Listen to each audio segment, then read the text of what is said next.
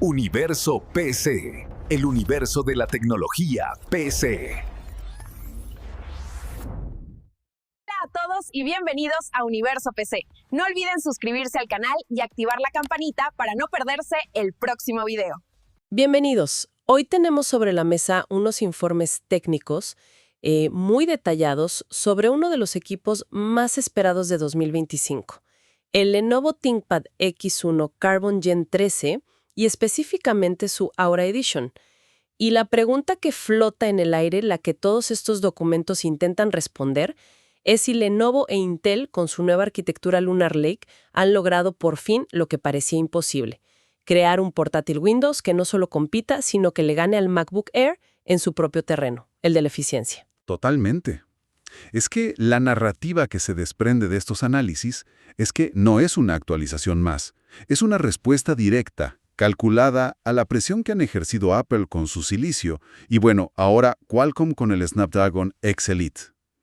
La misión aquí es ver si la promesa de casi 20 horas de batería, un chasis de menos de 1 kilo y una IA local potente, es una realidad tangible, o si los sacrificios que han hecho, como la memoria no ampliable, son un peaje demasiado caro para el usuario. De acuerdo. Empecemos a desgranar esto. La primera palabra que salta a la vista es Aura. El marketing insiste mucho en que la Aura Edition no es solo una pegatina bonita en la caja. ¿Qué hay de real detrás de eso? Pues fíjate que lo fascinante aquí es que representa un nivel de coingeniería entre Lenovo e Intel que la verdad no habíamos visto. El valor ya no reside únicamente en el legendario chasis de fibra de carbono. Ahora hay capas de software diseñadas para que el sistema, digamos, se adapte al usuario.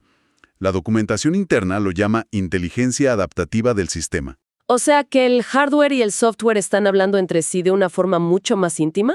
Suena bien, pero bueno, hemos oído esa promesa antes en el mundo Windows. ¿Qué ejemplos concretos demuestran que esta vez es diferente? Hay uno muy claro que se detalla en los informes. La función Smart Share es, sin rodeos, la respuesta de Lenovo e Intel al AirDrop de Apple. Te permite transferir archivos por proximidad entre el portátil y cualquier smartphone, sea Android o iOS. Pero lo interesante es la implementación. Utiliza sensores de proximidad en el bisel de la pantalla. Literalmente, acercas el teléfono al borde y con un toque físico se inicia la transferencia. Eso sí que suena a esa magia que los usuarios de Apple siempre mencionan. Si funciona tan fluido como lo describen, es un punto a favor. Pero, ¿qué más justifica el nombre Aura? Aquí entra algo llamado Smart Modes. Y, antes de que lo digas, no son los típicos perfiles de energía de Windows de alto rendimiento o ahorro de batería. Me has leído la mente.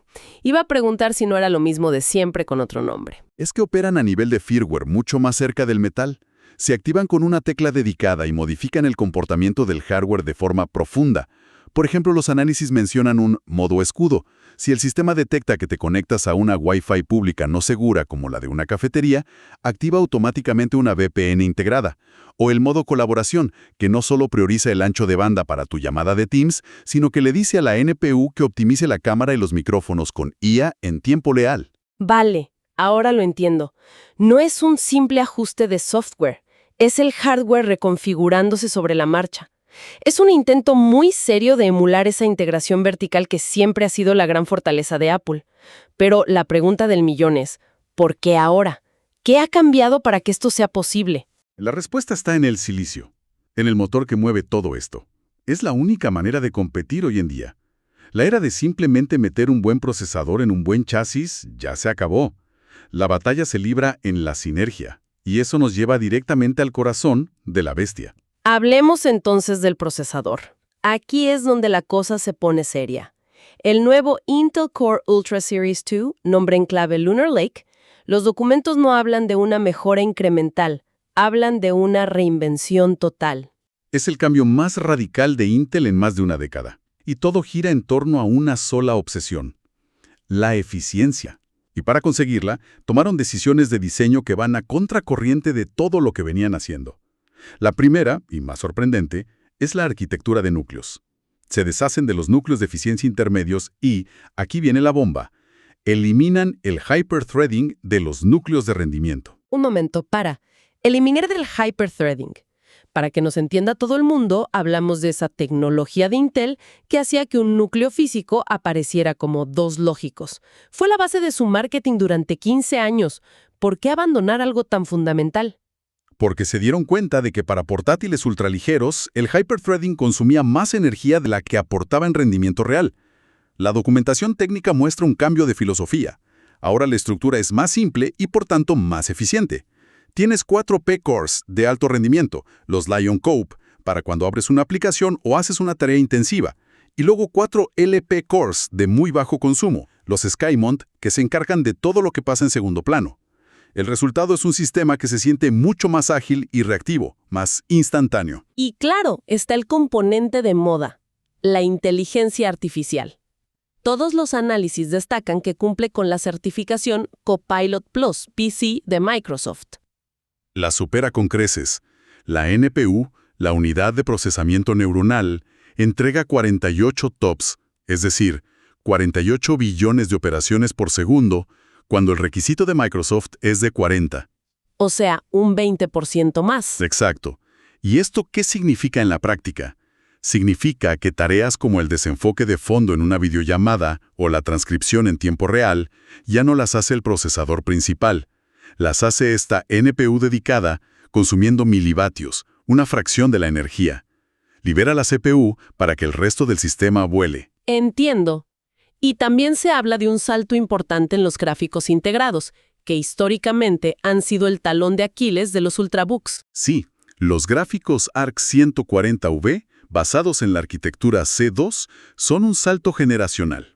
Los benchmarks que hemos visto indican que ahora es viable jugar títulos modernos a 1080p con ajustes bajos. Pero lo más relevante para el público de este equipo es que acelera de verdad tareas en software como Adobe Premiere o Blender. Es un nivel de rendimiento gráfico que hasta ahora requería una tarjeta dedicada de gama baja con todo lo que eso implica en batería y calor. Todo suena demasiado bien para ser verdad. Intel reinventándose, una IA potente, gráficos decentes. ¿Dónde está la trampa? Porque siempre hay una. Y todos los documentos apuntan a la memoria RAM. Aquí está el gran pero, y es un pero en mayúsculas. Para alcanzar este nivel de eficiencia, Intel y Lenovo han adoptado una tecnología llamada MOP, o Memory on Package. Memory on Package. Explícalo en cristiano. ¿Qué significa eso para la persona que se va a gastar su dinero en este portátil? Significa que los 32 GB de RAM LPDDR5X, que corren a una velocidad de vértigo de 8.533 megatransferencias por segundo, no están en módulos que puedas cambiar. Ni siquiera están soldados a la placa base como en otros portátiles. Están integrados físicamente en el mismo encapsulado que el procesador. La CPU y la RAM son una sola pieza. Eso suena a que tiene unas ventajas enormes y unas desventajas catastróficas. Has dado en el clavo. La ventaja principal es una eficiencia energética brutal. Al reducir la distancia que viajan los datos a milímetros, el consumo se desploma. Los informes lo señalan como uno de los pilares para lograr esa duración de batería. Y además permite alcanzar esas velocidades de 8.533 MHz que serían imposibles en módulos extraíbles. Pero las desventajas me parecen aterradoras. La primera es obvia, cero escalabilidad. Compras 32 GB y te mueres con 32 GB. Cero. Y 32 GB es el máximo. No hay opción de 64. Pero hay algo peor. La reparabilidad. Si un chip de memoria falla, que puede pasar, no se puede sustituir. Hay que cambiar toda la placa base, que incluye el procesador. La factura de esa reparación puede ser casi el precio de un portátil nuevo. Y para ciertos profesionales, como desarrolladores que usan máquinas virtuales, 32 GB ya es un cuello de botella hoy. Ok, la memoria es un tema divisivo, un sacrificio claro, un trago amargo. Pero para que ese sacrificio valga la pena, el resto del equipo tiene que ser casi perfecto. Según los documentos, ¿en qué áreas realmente brilla este ThinkPad? Hay 3 áreas donde los análisis coinciden en que roza la excelencia. La primera, y la más impactante, es la autonomía. Históricamente, un portátil Windows con pantalla OLED y una batería de 57 vatios-hora, que no es grande, te daría con suerte 5 o 6 horas. Con suerte, sí. Con el brillo al mínimo y sin abrir más de 2 pestañas en el navegador. Exacto. Pero con Lunar Lake, el juego cambia por completo. Las pruebas de laboratorio citadas en los informes registran cifras que parecen de ciencia ficción, hasta 19 horas y 49 minutos en reproducción de video. Claro, ese es el número para el marketing. Pero ¿qué pasa en el mundo real, en el día a día? Ahí está la verdadera noticia. Los analistas y usuarios que ya lo tienen están reportando de forma consistente entre 10 y 14 horas de uso mixto real. Hablamos de navegar, correos, ofimática. Esto lo pone, por primera vez, en la misma liga que el MacBook Air M3. Es un hito. Se acabó la ansiedad por el cargador. Ese es un argumento de venta potentísimo. El segundo punto es algo que uno espera de un ThinkPad, pero parece que han ido un paso más allá. El diseño y la experiencia de uso. Aquí Lenovo demuestra por qué es una leyenda. Es una clase magistral de ingeniería de materiales. La documentación detalla el uso de una tapa de fibra de carbono y un chasis de aleación de magnesio. Con esto, han logrado que el peso sea de solo 980 gramos. Eso es menos que una botella de agua de 1 litro. Es el tipo de peso que te hace revisar la mochila para asegurarte de que no te lo has olvidado. ¿Y el teclado? Sigue siendo el rey. Sigue siendo el estándar de oro. Aunque han reducido el recorrido de las teclas a 1.5 milímetros, la retroalimentación táctil es excepcional. Y un detalle de accesibilidad que me encanta. Han incluido pequeñas marcas táctiles en teclas clave como Control o Enter, para mejorar la usabilidad para personas con discapacidad visual. Es un detalle que demuestra que piensan en todos. Además, a diferencia de la competencia que se ha obsesionado con un minimalismo a veces inútil, Lenovo ha sido pragmático con los puertos, ¿verdad? Totalmente. Mientras otros te dan 2 puertos USB-C y te desean suerte, el X1 Carbon mantiene 2 USB-A y un HDMI 2.1 de tamaño completo, además de los 2 Thunderbolt 4. Uno de los análisis lo resume perfectamente. Evita la vida de adaptadores. Para un profesional que llega a una reunión y tiene que conectar un proyector, eso no tiene precio. Y finalmente, la joya de la corona, la pantalla. Es que es el componente que define la experiencia. Estamos hablando de un panel OLED de 14 pulgadas con resolución 2.8K y, muy importante, 120 Hz de refresco. La combinación es espectacular. La resolución hace que el texto sea increíblemente nítido y los 120 Hz aportan una fluidez al mover ventanas que, una vez la pruebas, es muy difícil volver atrás. Cubre además el 100% del espacio de color DCI-P3, lo que es fantástico para trabajos de diseño. Pero hay un detalle que los informes destacan como un verdadero diferenciador. Correcto. Y es que Lenovo ofrece una opción con acabado anti-glare, o sea, antirreflejos. Esto es crucial. La mayoría de OLEDs tienen un acabado brillante tipo espejo, que es una pesadilla en una oficina con luces en el techo. Este tratamiento mate reduce los reflejos drásticamente, sin sacrificar la calidad de imagen del OLED. Es una decisión pensada para gente que de verdad trabaja con su portátil. Hemos hablado de lo bueno, que es mucho, pero ninguna máquina es perfecta. Y los primeros reportes de usuarios señalan algunas grietas bastante serias. ¿Cuál es el problema más grave? La acústica. Y es un problema significativo en un equipo que puede superar los $2,000. Múltiples usuarios y analistas técnicos están reportando un fenómeno conocido como coil whine. El temido coil whine. Para quien no lo conozca, ese zumbido electrónico agudo como un pequeño grillo dentro del portátil que cambia de tono según lo que haga el procesador. Es increíblemente molesto. Exactamente. Y no es solo eso. También se describe un silbido de alta frecuencia de los ventiladores. Es un sonido agudo que en un entorno silencioso puede sacar de quicio a cualquiera. Y el contraste es brutal cuando lo pones al lado del MacBook Air, que es completamente silencioso porque ni tiene ventilador. Para algunos, este problema ha sido motivo de devolución. Un ruido así en un producto premium es difícil de perdonar. ¿Qué otros puntos de dolor menciona la comunidad en los foros que analizan estos informes? Hay 2 más que se repiten constantemente. El primero es el nuevo trackpad áptico.